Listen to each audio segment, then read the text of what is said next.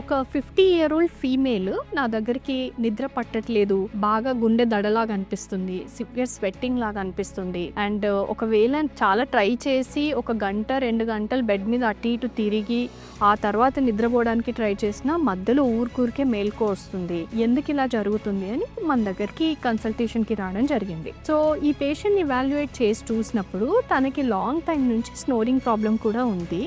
But along with that thyroid issues ఉన్నాయి, కానీ ఈ థైరాయిడ్ అనేది కంట్రోల్లో ఉంది.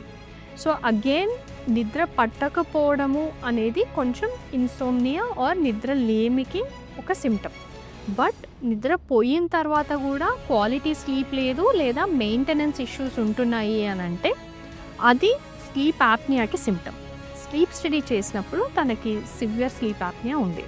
సో ఎప్పుడైతే సివియర్ స్లీప్ యాప్నియా ఉందో సిపాప్ మెషిన్ అనేది ట్రీట్మెంట్కి స్టార్ట్ చేసి దాంతోపాటు కొంచెం నిద్ర రావడానికి మెడికేషన్ కూడా పెట్టాం. సో ఈ కాంబినేషన్ ట్రీట్మెంట్తో తను చాలా బాగా ఇంప్రూవ్ అయింది. ఒక 1 month తర్వాత తనకి నిద్ర రావడం అనే ప్రాబ్లం కూడా తగ్గింది. కాబట్టి మెడికేషన్ స్టాప్ చేసి ఓన్లీ సిపాప్ కంటిన్యూ చేసాం. కంటిన్యూ చేశాక కూడా she was doing very good. ఇలాంటి స్పెక్ట్రంలో ఎవరైనా మీరు సఫర్ అవుతున్నా లేకుంటే మీ ఫ్యామిలీ మెంబర్స్ సఫర్ అవుతున్నా ఇమీడియట్లీ కన్సల్ట్ స్లీప్ ఫిజిషియన్.